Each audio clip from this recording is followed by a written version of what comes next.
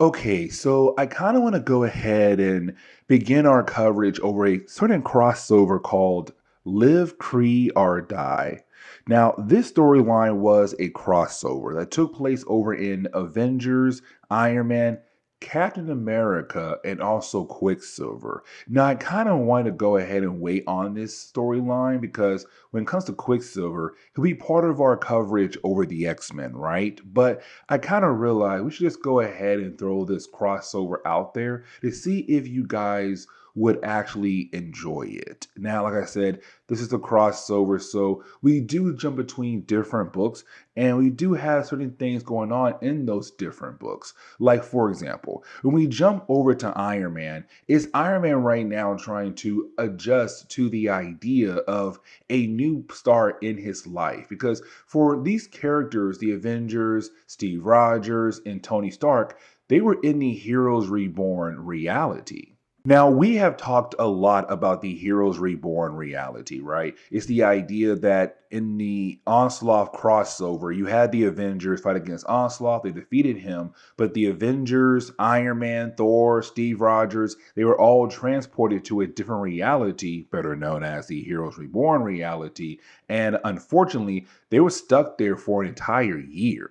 Now, we come to find out that it was Franklin Richards who put those heroes in that reality, but you did have the heroes came back to the main Marvel universe. But while you had those heroes in the main Marvel universe, life had moved on without them. And so when it came to Tony Stark, when he came back, he realized that Stark Industries is no longer just Stark Industries. It's now Stark Fujikawa. And so it's him trying to adjust to the idea that his company is no longer just his company. Now, there were a few other things going on in Tony Stark's life around this time, but technically, for the storyline, we don't have to officially dive into all of that. Just a small idea of what's going on for Tony at the moment. But I kind of want to go ahead and shift over to, well, the blue area of the moon and kind of kick off this crossover. Now, when it comes to the blue area of the moon, we pick up with the the Lunatic Legion. Now, this is a new group of Kree soldiers who are just trying their best to get the Kree Empire back going again. And so, with them being on the blue area of the moon, they had discovered, well, the Supreme Intelligence. Now, with them finding the Supreme Intelligence, their main goal is to use Supreme Intelligence as a way to rebuild the Kree Empire that kind of fell apart by this point in Marvel's timeline. And really, when it comes to Supreme Intelligence, we already know like they basically use it as a way for guidance, or they kind of use it for making big plans against other parts of the universe. But either way, you do have both parties agree that the Earth is going to be used as a way to bring to life a new empire for the Kree Empire.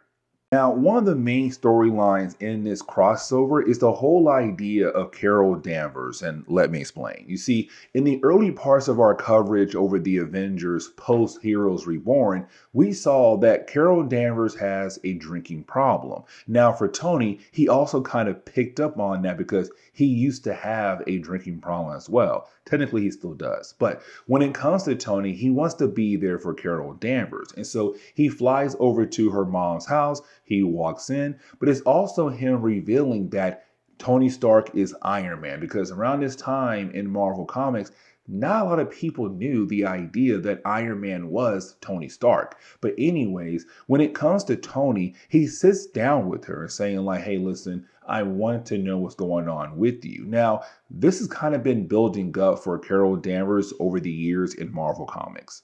And the reason why I'm saying that because, okay, for Carol Danvers, man, a lot of writers did her dirty over the years in Marvel Comics, and they still technically do in some ways. Because for Carol Danvers, there was this storyline, right, where she was being mind controlled by the son of Immortus. And I'm not going to sit here and try to re-explain the whole idea, just know that it was pretty messed up. And then she came back to Earth, lost her powers to Rogue, and then after that, she was then able to become binary, but then lose those powers as well. And so for Carol Danvers, it's kind of like she's been through a lot and she never had the chance to really sit down and try to process everything that happened to her. But on top of that, she also began to drink. Now, it's pretty well known the idea that Tony was also an alcoholic. And so it's Tony right now wanting to be in her corner, wanting to be there for her, like, hey, listen, I understand what it's like to look at alcohol as a way to escape, but that's the wrong way to go. Now, of course, you have Carol Danvers getting very upset the idea that it's Tony trying to lecture her, but also Tony trying to, say that he understands what she's going through. And so she begins to shout at Tony and forces him to leave. Now, luckily, that kind of works out for Tony. And the reason why, because the dude had a meeting with the owner of Power Source Inc., Victoria Snow. Now, Victoria Snow was somebody who used to work for Tony back in the day, but now she has her own company. Now, for Tony Stark, the reason why he went over there is because he fought against a character known as Firebrand and found some kind of connection to Firebrand over to Victoria Snow and wanted to see what is that connection to her and her company. The problem is that while you have the two characters talking to one another, out of nowhere, you didn't have Tony get attacked by, well, Carol Danvers. And it does seem like it's Carol right now being very upset about the idea that Tony stopped by earlier wanting to help her because she's now an alcoholic. But while you have those two characters kind of going back and forth, they're then confronted by, well, the Lunatic Legion. Now, with the Lunatic Legion being there, that technically means like there's some kind of connection right now between them and also Power Source Inc. Now, you do have Miss Marvel and also Iron Man go out of their way to fight against the Lunatic Legion. But while doing that, we're then able to shift our focus over to Pepper Potts. And the reason why, because you have Pepper being able to sit down with Victoria. And when she does, we do learn here that for Victoria, her company was about to close their doors. Like they had so many failed projects that she felt like it was the end for her company that she had built up. And so she ran into the Kree soldiers, the Legion, and they said, hey, listen, we'll basically fund your company to keep the doors open, but also fund your new project you're working on. This brand new project was some kind of power source, some kind of power plant, a brand new kind of power plant. The problem was that once you had Victoria and her company being able to finish the prototype for the Kree, they took the prototype away. And the problem is that was the only prototype. And so once the Kree do leave with that prototype, that basically means the end for Power Source Inc. And so now for Pepper, she now knows what she has to tell Iron Man and also Miss Marvel. But after us finding out all those different pieces of information, you then have Iron Man and Carol Danvers try their best to beat the Kree soldiers, right? The problem is, while you have the Kree soldiers being able to get their hands on the prototype and being able to dip out, they had this field around the entire plant, the entire building of Power Source. And so with that field now being dropped, the building is now beginning to collapse on itself. And so for Iron Man, he has to go out of his way to save the lives of all different people that were still trapped inside the building. Now, Carol Danvers does not help out. Instead, she tries her best to chase after the Kree soldiers. That leads into the next chapter that takes place over in Captain America issue number 8. And so while she leaves, you do have Iron Man being able to save all the different lives of the people who are trapped inside the building. But the problem is, on top of that, Victoria Snow, Iron Man's old friend, is now getting arrested because of her connection to the Kree soldiers in this recent attack. Now, as we dive into the second chapter of this storyline, it does get a tad bit confusing. Not like, oh my God, it's so confusing, you're not going to understand what happens, but it's really more the idea that the second chapter of this storyline does kind of take place the same time as the third chapter in some areas. And you see what I mean here once we do transition over to the third chapter, because for the second chapter we do learn that the Lunatic Legion, they have this camp, right? And with this camp, they're basically using different humans as like part of their experiments. Now, before we are able to officially dive deeper in that kind of topic, we switch over to Steve Rogers. Now, I do want to say that I kind of like how each chapter of the storyline was taking place in each of the different series coming out at that time in the 1990s for Marvel Comics, but also the idea that even though the overall storyline is the Kree, you still had a storyline being able to be used to move forward other storylines that were taking place in each of the series that were being used for this crossover. Like, for example, when it comes to Steve Rogers, there was this councilman known as Councilman Bolt. The problem was that around this time in Marvel Comics, you had the Red Skull come back in the picture, but also pretending to be Steve Rogers. And the thing was, for Steve, he told Bolt, like, hey, I am going to support you. But then out of nowhere, you had Steve Rogers supporting somebody else in the campaign. And the problem was, well, that other Steve Rogers was a Red Skull pretending to be our hero. And so for our Steve, he kind of realized with the Red Skull being out there and pretending to be him is hurting him in different areas, like, for example, his relationship with other people. Now, while you have Steve talking to Councilman Bolt, he gets a call from Carol Danvers. Now, we had talked about this when it came to our coverage over the Avengers, because around this time in Marvel Comics, Steve Rogers and Carol Danvers were not really able to see eye to eye with one another. And let me explain why. Because when it came to Carol Danvers, she didn't tell Steve nor the rest of the Avengers that she's no longer strong as she used to be, where her powers used to be yet, with the idea that she no longer has access to her binary form. And so because of that, because she didn't tell Steve after like a good few missions, for Steve, he kind of felt like she broken that trust, but also the idea that she's not really trying to work with them as a team. Now, as we all know, for Carol Danvers, she's also battling with the idea of being an alcoholic. But for Steve Rogers, he does not know that yet. Now, for Carol Danvers, she kind of feels like she has to prove that she's a great Avenger and she earned the right to be on the team. And so when she does call up Steve, it's her right now fighting against the Legion and saying, hey, Steve, I need your help. Now, she does tell Steve that she did call the Avengers.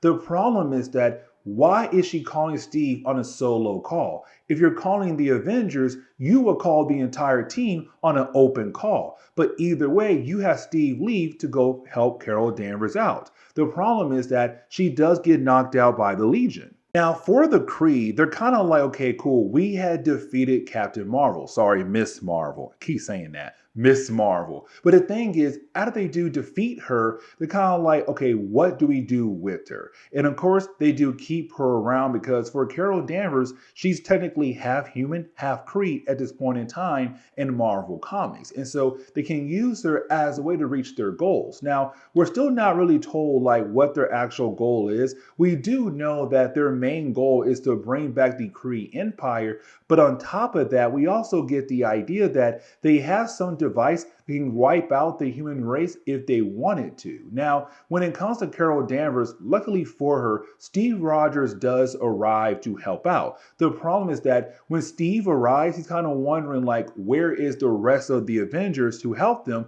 to fight against the Legion? Because one, they got to fight against the Legion, but two, at this camp that Carol was at, there's a lot of innocent people that need to get somewhere safe. But you have Carol say like, oh, I didn't call the Avengers. Now for Steve Rogers, he kind of realized what's going on here. Because for Steve Rogers, he realized this is Carol Danvers at the moment trying to prove that she's this great warrior. But here's the problem now, because now it's just two characters fighting against the Legion. You have innocent people that have to get somewhere safe. At the same time, you also want to stop the Legion as well to save the entire planet. But you can't do both. Now for Carol Danvers, she believes they can do both. Really at first, she says, why don't we just go ahead, work together, stop the Legion, and save the entire planet? But for Steve, no. We have innocent folks right now that need to get somewhere safe. So let's do that first. And the thing is for Carol, she's not trying to do that at all. But it's also Steve realizing that this is Carol Danvers right now trying to prove that she is a great Avenger, a great teammate. But unfortunately, right now, she's not listening to Steve Rogers. They gotta save innocent people lives. But of course, she runs away. Now, when she does, unfortunately, she does get captured by the Kree once again. So that ends the second chapter, and now move into part three, which takes place in Quicksilver number 10. Now, we kind of switch over to Quicksilver issue number 10. Now, I was kind of hoping to save the Quicksilver series for our coverage over the X-Men, but let's just go ahead and cover it now. Now, here's the thing about Quicksilver issue number 10, because it does take place at the very end of the Quicksilver series. It only lasts for 13 issues. But on top of that, it's also bringing back the idea that Crystal and Quicksilver had once again separated. But it's also kind of picking up at the end of a storyline that took place at the home of the Inhumans. And really, I'm not going to sit down and try to explain what's going on with the whole idea of the Inhumans for the sake of this video. Just know that when it came to the Kree, they were able to sneak their way into the actual home of the Inhumans and being able to get their hands on the Terrigen Mist. Now, this goes very perfectly into the idea of why the Kree did what they did in the last chapter when it came to them capturing all those different humans, but also kind of the idea of what happened in the first chapter of the storyline. So yeah, part three brings everything together all at once, and let me explain. Because once you do have Quicksilver being able to arrive back to Avengers Mansion, he's then confronted by Wanda and Hawkeye. Now, by this point, most of the Avengers are no longer around. Iron Man and Steve are kind of too far away to be able to be part of this chapter right here. But for Thor, he's also dealing with the idea of the Dark Gods as well. So with those different storylines happening, he only got 3 Avengers: Quicksilver, Wanda, and also Hawkeye. Now, the Vision, he's not there because he is also injured. But either way, you do have the 3 guys say, you know what, let's come together and let's find Carol Danvers. And so just like that, you have Quicksilver calling Lockjaw, who does lock in on Carol, and they're on their way to find her. The problem is that they head over to the blue area of the moon, where they're then confronted by the Supreme Intelligence. Now, for the Supreme Intelligence, it's really more of him kind of telling us what is the major plot line of the storyline. What is the Kree trying to achieve when it comes to bringing them a brand new empire for the Kree? And what he tells our heroes is that for the Lunatic Legion, what they're trying to do is use this Omni Wave, but also the combination of the genetics of Carol Danvers and the Terrigen Mist to turn all the humans on Earth into these new versions of the Kree, so that they'll then have an empire of the Kree back in the world of Marvel Comics. And so for Supreme Intelligence, he kind of hates the idea of what the Lunatic Legion are trying to do, because it's just completely wrong to him to have the humans turn into Kree to help rebuild their lost empire. Now, for Quicksilver, he realized what their main goal is: to find Carol Danvers. But also for Hawkeye and Scarlet Witch, their main goal at the moment is to get rid of the Lunatic Legion's device.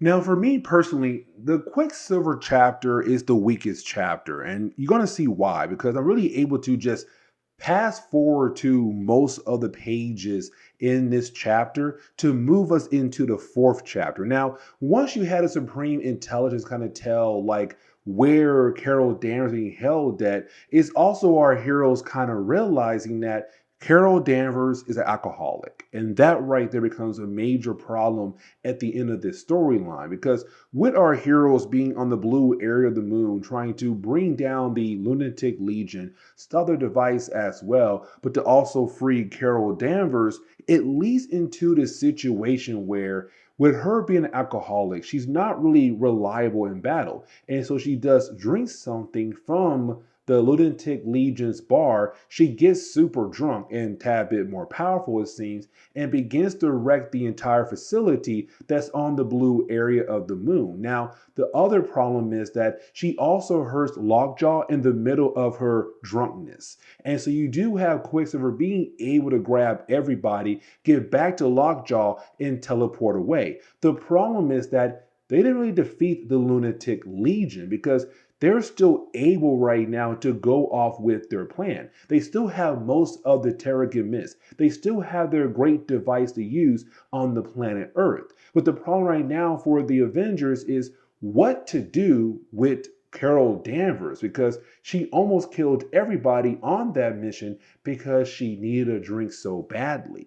Now, as we dive into the next and final chapter of the storyline, we're really getting into the idea of the Avengers sitting down with Carol Danvers. Now, we saw this all coming because for Carol Danvers, being how she is so far, or how she was, sorry, in the earlier chapters, for Steve Rogers and the rest of the Avengers, it's time for her to go. And the thing is, while they're explaining to her like what is the actual problem, the idea that she's an alcoholic and she had put the team in danger multiple times, not trying to work well with the team, that she just snaps back at them because in her mindset, she believes that she has done an amazing job, that she believes without her help, they would never find the Lunatic Legion. They would never find their hidden camp where they were testing on random humans. Like everything so far in this entire storyline is all because of her. Now, you do have the Vision get a call about what the Legion right now is trying to do. Now, the call comes from the Supreme Intelligence. But anyways, before I dive more than that, you do have the Avengers leave. Now, while they're leaving, for Carol, she still wants to go with them. But Steve says no. Now, for Carol, she says she quits. But at the same time, it's kind of like most likely the Avengers were going to let her go anyways. Now, we're going to go ahead and like move a tad bit forward through a lot of these pages. And the reason why, because technically we don't need to sit down and break down every single page in this entire book because some of these pages are technically not really important. And so I kind of go ahead and skip to the very end. And the reason why, because you do have the Avengers right now trying their best to finally stop the Kree, right? And you have Thor open up one of those portals once again to allow the Avengers to try to get rid of the actual device here. But the problem is that while you have the Avengers trying to do that, you also have Firestar using her powers to almost her limit to keep the portal open long enough to move the device the Kree had basically built. And so when you do have our heroes being able to get rid of the actual device the Kree was trying to use, the day is saved. Now, for most of the Legion, they're gone. And the reason why, because they were converted into energy for the device to hopefully work on the planet Earth. But of course, with the device no longer being able to work and also gone, those people are gone forever. Now, with all that being said, while you had the Avengers being able to win, you had Carol Danvers still trying to reach the blue area of the moon without the idea of a ship. But unfortunately, she couldn't make it and she went back down to Earth. Now, getting into the end of this storyline, but really, we do learn here that for the epilogue, the Supreme Intelligence was the one who warned the Avengers about the idea that he was not okay with the Lunatic Legion trying to, turn the people of Earth into Kree. And so, with him not liking it, he warned the Avengers, helping the Avengers defeat the Lunatic Legion. Now, for Carol Danvers, she's officially now off the roster, where honestly, we all saw that coming. But either way, she's no longer on the team. And it's her right now trying to battle the idea of being an alcoholic. And really, that was the entire storyline. Yes, storyline was the Kree and also the return of the Supreme Intelligence, but it's also the idea of Carol Danvers being an alcoholic. But with that being said, guys, please leave me a like down below and subscribe. But guys, see y'all next time. Later.